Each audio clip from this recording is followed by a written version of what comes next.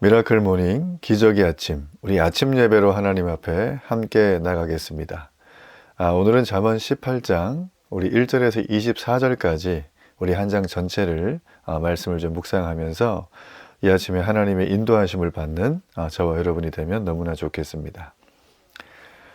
말에는 정말 큰 힘이 있습니다. 그래도 큰 힘이 있죠. 성경은 하나님의 말씀을 글로 기록한 책입니다.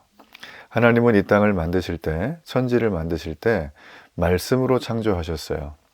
그리고 말씀으로 창조한 천지 중에서도 유독 한 존재만은, 한 대상만은 말씀으로 창조된 피조 세계의 어떤 물질을 가지고 그걸 하나님의 형상으로 빚으시고 그 안에 생명을 부으셔서 우리에게 생기가 들어가는 그런 어떤 창조의 전혀 예외적인 모습을 보여주셨죠.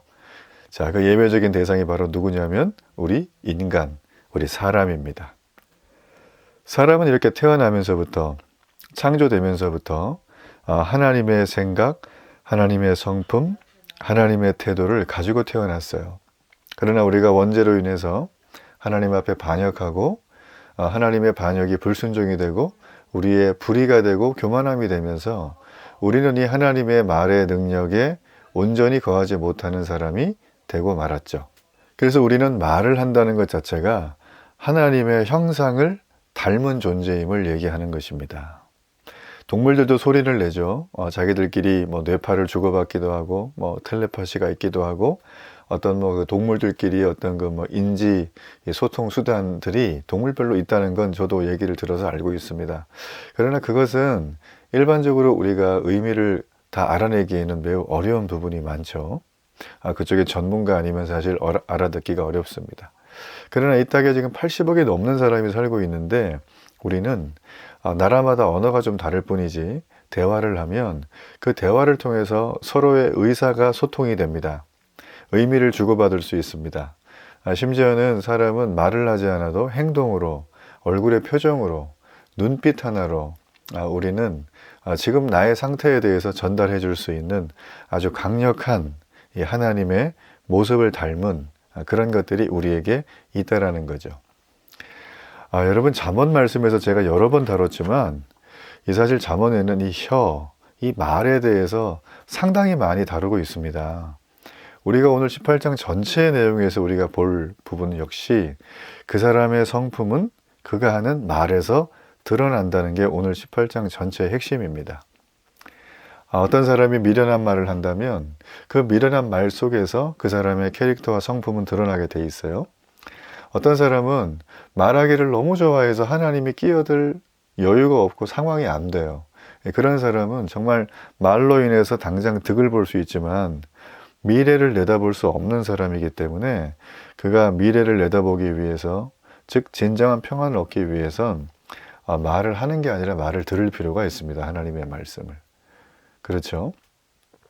그래야지만 진정 우리가 이 땅에서 행복하길 원하는, 내가 복받기를 원하는, 하나님이 주시는 풍성한 복을 누리기 원한다면 우리의 행함도 매우 중요하지만 이 말을 잘 듣는, 그러니까 미련한 말을 하지 않고 그걸 제하고 말하기보다 여호와 하나님을 의지하는 삶, 그래서 이런 의지함을 통하여 우리에게 왔던 이 내적인 평강과 은혜가 내 속에 들어올 때 우리는 진정한 평안에 기반한 말을 하게 됩니다.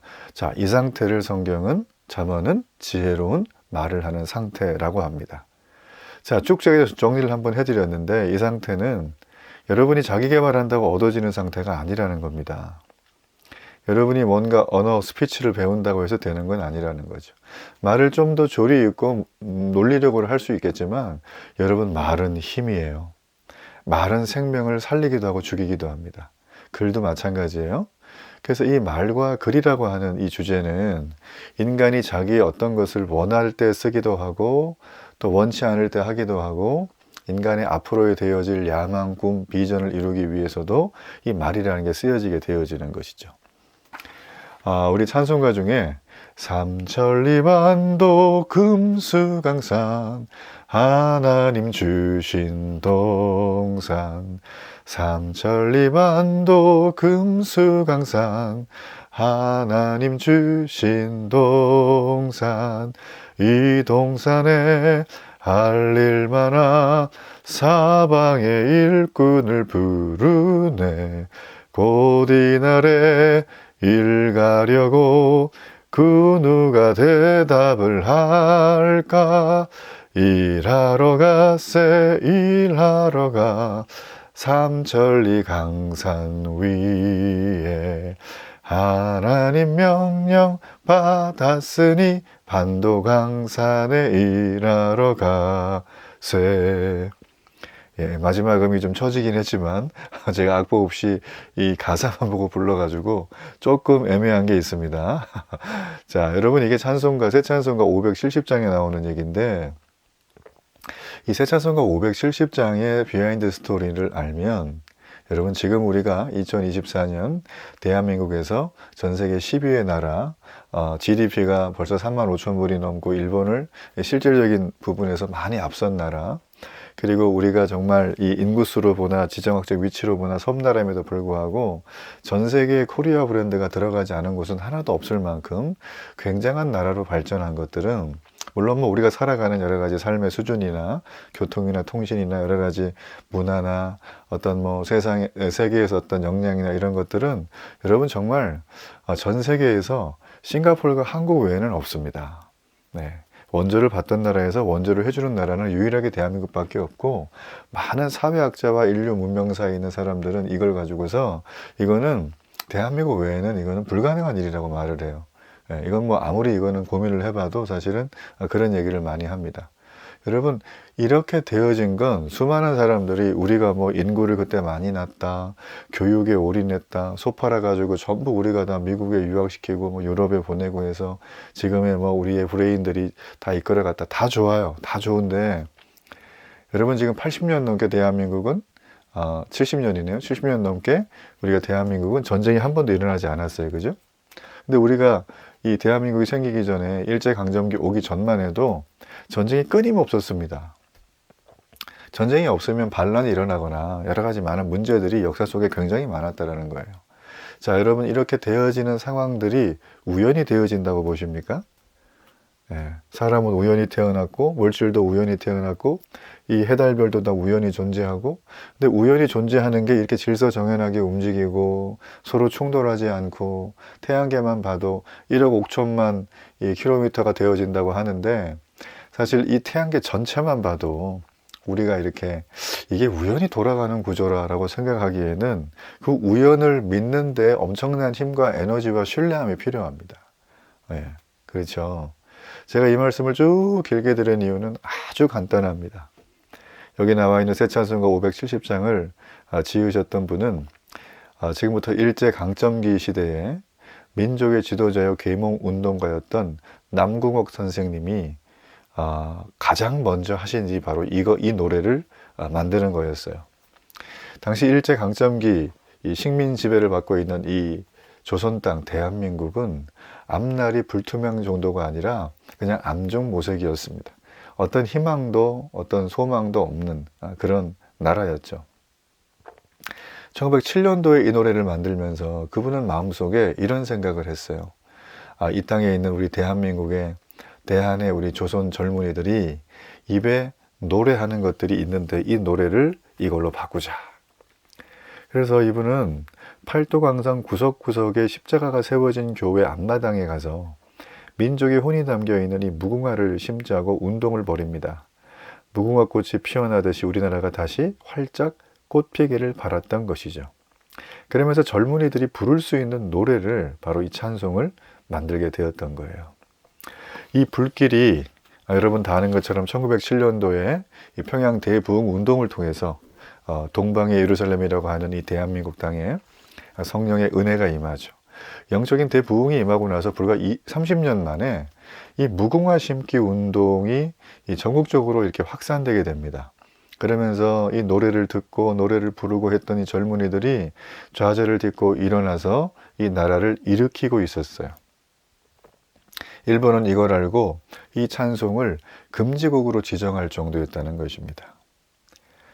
여러분 이렇게 말을 곡으로 붙인 노래에는 굉장히 큰 힘이 있습니다. 그러니까 여러분, 내가 지금 하고 있는 말이 지혜로운 말이 아니라면 왜 지혜롭지 않을까? 나의 말은 어떻게 해서 지혜와 거리가 멀어졌을까를 여러분 곰곰이 생각하는 것이 매우 중요하다는 것입니다. 그래서 이 잠언의 말씀에는 이 입술과 지혜는 매우 밀접한 관련이 있는 걸로 항상 등장을 해요. 온순한 혀, 온전한 혀, 살리는 혀, 생명의 혀. 이 입술, 여러분 입, 말 다 똑같은 얘기예요. 여러분, 이걸 통해서 우리는 지혜를 드러내기도 하고 지혜가 없는 미련한 자의 삶이라고 보여주기도 한다는 것이죠. 그 사람이 얼마나 지혜로운지는 그 사람이 하는 말을 들으면 다 알 수가 있어요. 그래서 미련한 자의 말에는 대체로 특징이 있죠. 우리가 지금까지 계속 살폈지만 여러분, 이런 사람은 오늘 말씀의 1절에 보니까 이렇게 나오고 있어요. 자, 1절 말씀에 보면 무리에게서 스스로 갈라지는 자는 자기 소욕을 따르는 자라 온갖 참 지혜를 배척한다, 이렇게 되어져 있어요. 자, 여기서 이 배척한다는 말은 이를 내보이고 비웃는다 라는 뜻이에요. 이를 훤히 내보이고 비웃는 아주 이 불쾌하고 불길한 어떤, 그게 바로 뭐냐면 배척한다는 거예요. 그러니까 지혜를 멀리할 뿐만 아니라 다른 사람을 적으로 만든다라고 하는 게 바로 배척이라는 말입니다. 쉽게 자신의 의사를 드러내고 다른 사람의 생각을 무시하면 다툼을 피할 수가 없죠. 그로 인해서 오히려 자기가 멸시와 비웃음을 당하는 결과를 우리는 불러올 수밖에 없던 거예요.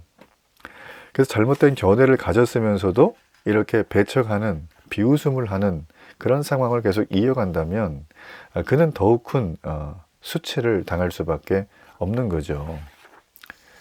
그렇기 때문에 여러분, 자신의 의견만 고집하고 다른 이와 다투고, 여기 보면 본문에는 매를 자청한다는 표현까지 나오잖아요.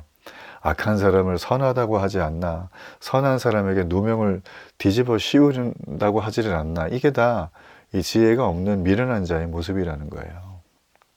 그러나 지혜로운 사람의 모습은 어떻습니까? 상황에 적절한 말로 마음을 시원하게 해줍니다.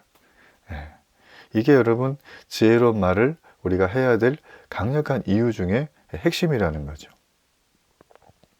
자, 그렇다면 우리는 이 지혜를 어떻게 우리에게 세팅을 할 수 있을까? 그리고 내 삶에 이것이 어떻게 잘 드러날 수 있을까?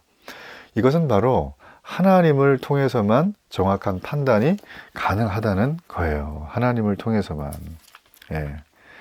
오늘 여기 말씀에 보게 되어지면 이런 말씀이 등장을 하죠. 우리 10절 말씀을 볼까요? 10절 말씀 함께 읽어봅니다. 여호와 이름은 견고한 망대라, 의인은 그리로 달려가서 안전함을 얻느니라, 이렇게 되어져 있어요. 대단하죠. 그리고 15절 말씀에 보면 명철한 자의 마음은 지식을 얻고 지혜로운 자의 귀는 지식을 구하느니라, 이렇게 되어져 있습니다.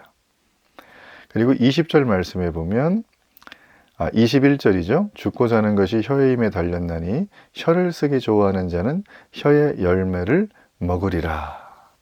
여러분, 이 얘기에 전부 일관되게 하는 것들은 우리가 정확한 판단을 해야 된다는 거죠.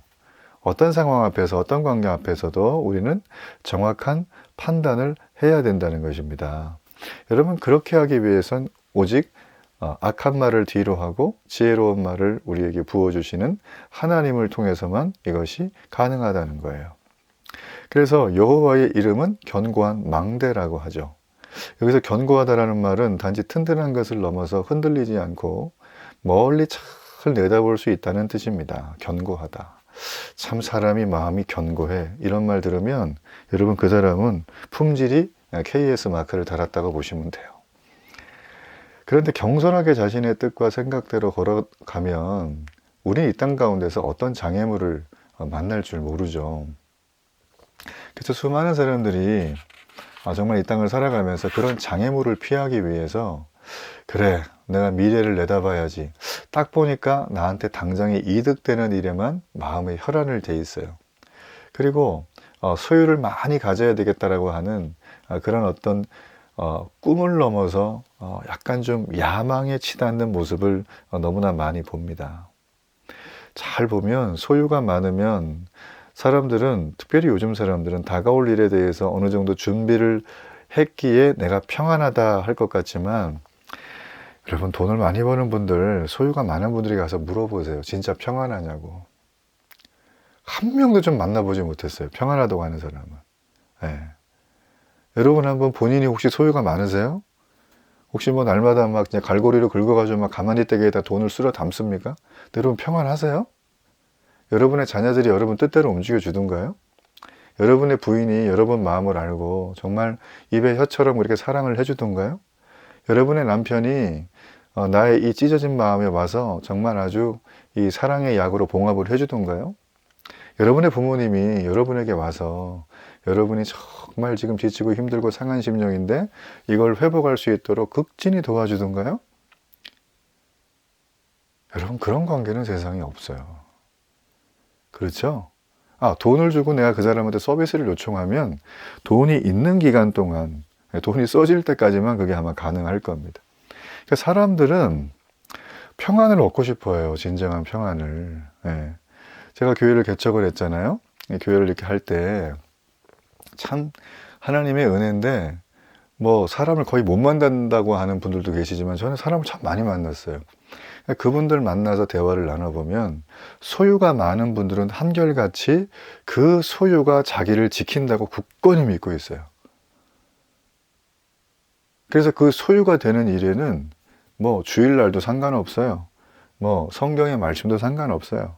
뭐 예배 시간에 잠깐 감동받은 거 이건 상관없어요.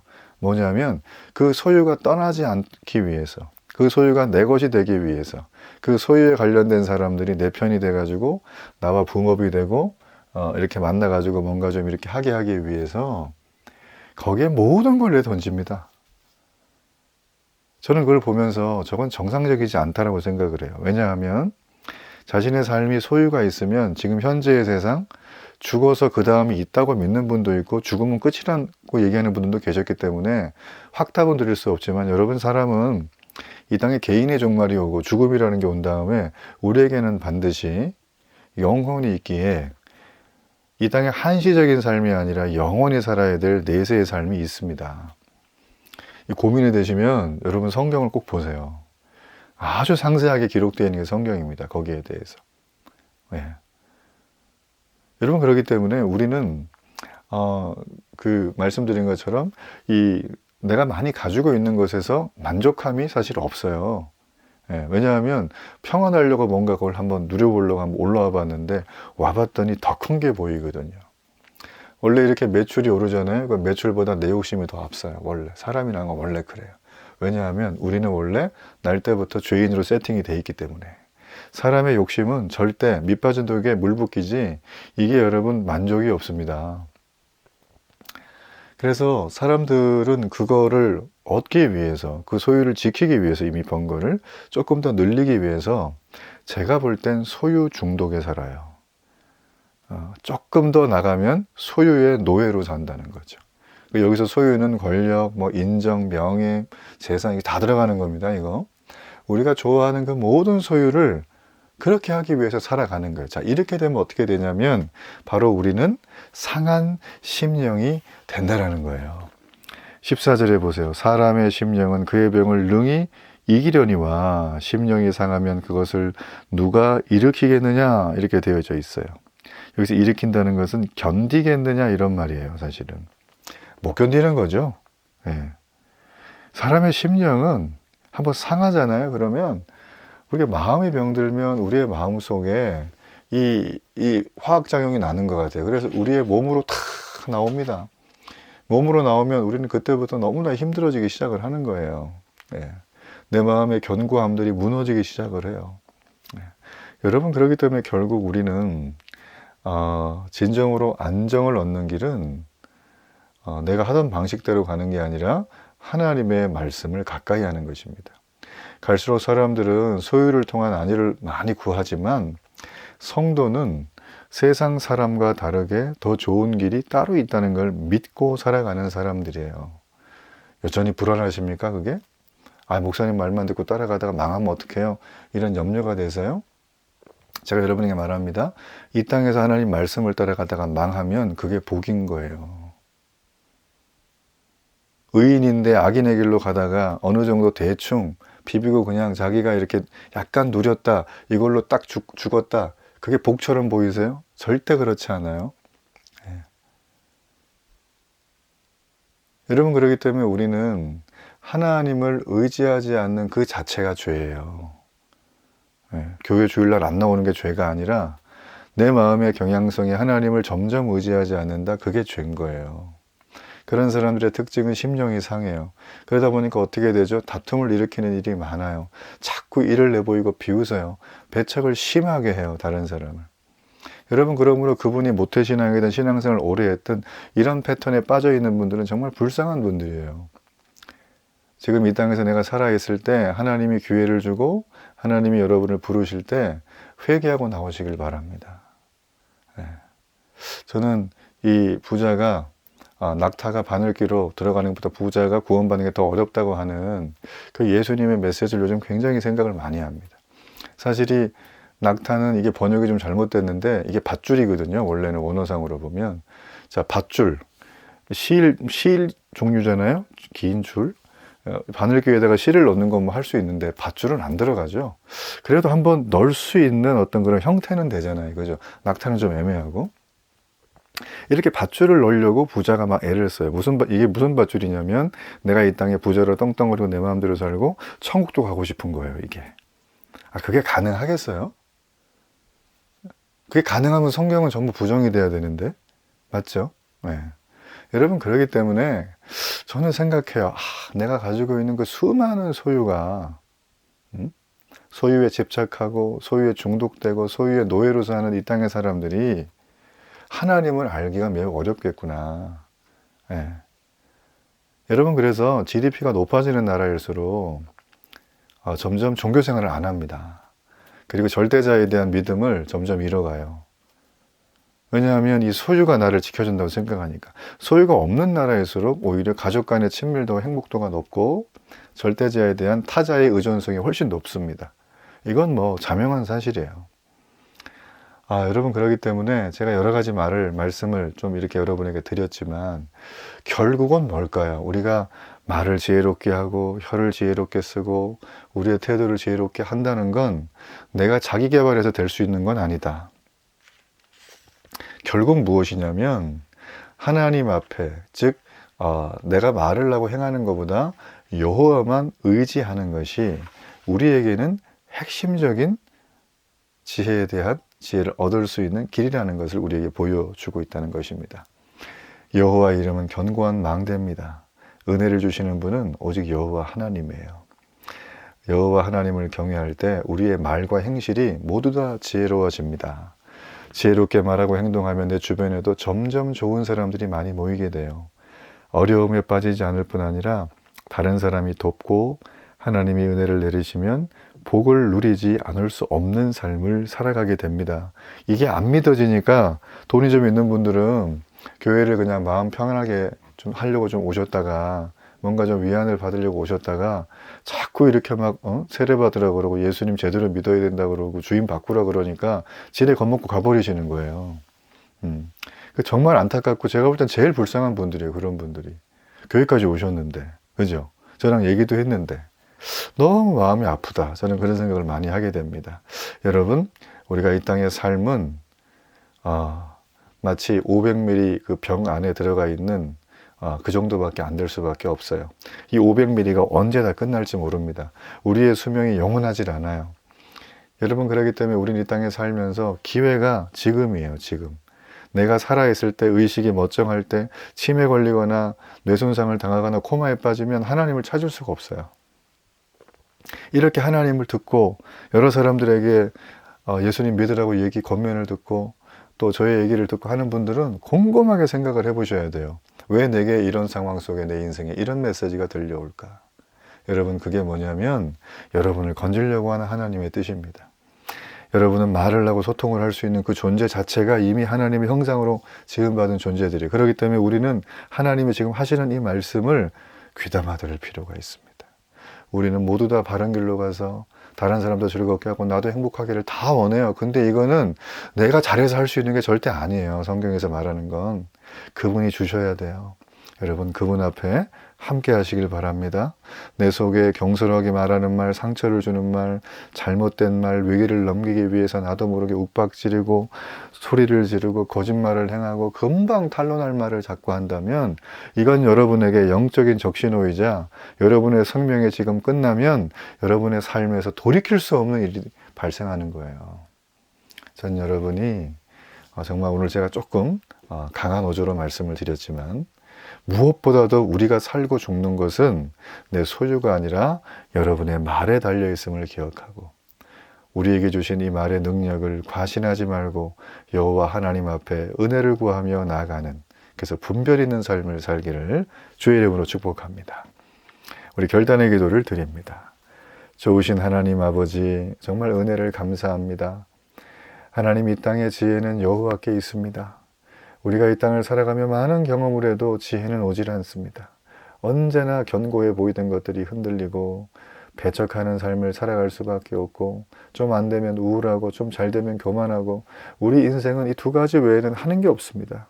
하나님 아버지, 내 소유가 나를 지켜준다고 이 허상과 신기루에 빠져있는 불쌍한 영혼들을 주님 건져 주옵시고, 하나님 앞에 나와 그동안 내가 다른 데서 구걸하며 찾았던 그 평안과 위로와 감사와 복을 여호와로 인하여 지혜를 얻고 온전히 누리는 믿음의 삶이 될 수 있도록 주님 축복하여 주옵소서.